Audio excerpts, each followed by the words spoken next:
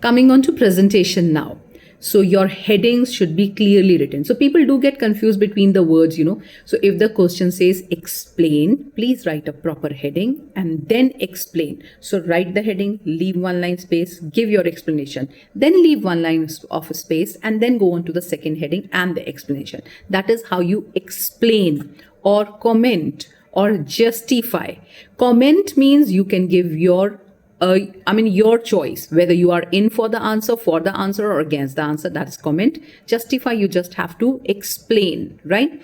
When the question says state means give proper sentences, not the headings, proper sentences, but without heading. So state means, for example, if I'm saying state the importance of financial planning. Now these are one-liner importance of planning as given in NCERT. Heading is not required.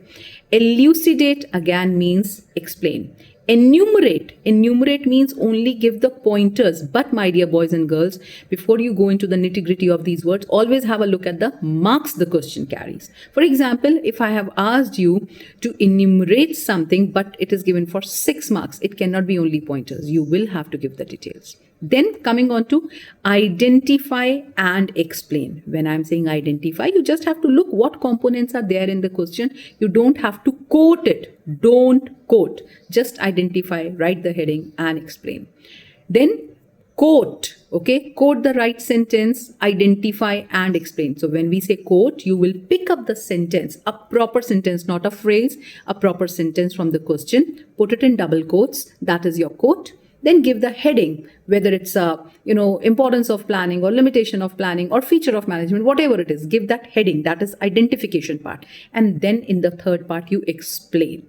So quote, identify, explain. Okay. Presentation is really important. Don't compromise with it. If you go to a restaurant, you don't go just for eating the tasty meal. You also go for the presentation, the ambience, how the food is served. So mind it, you are serving your answer copy and the examiner doesn't know you.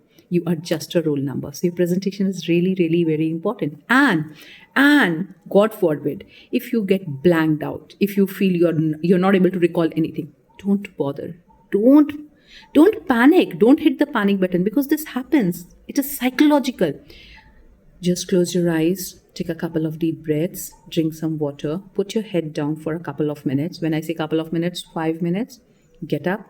If you want, you can ask the invigilator to take you to the washroom, wash your face, come back, and then attempt. Do what you can. Don't leave a single question. Every word that you write, every heading that you write, every sentence that you write is gonna fetch you marks. Have a lot of faith in yourself.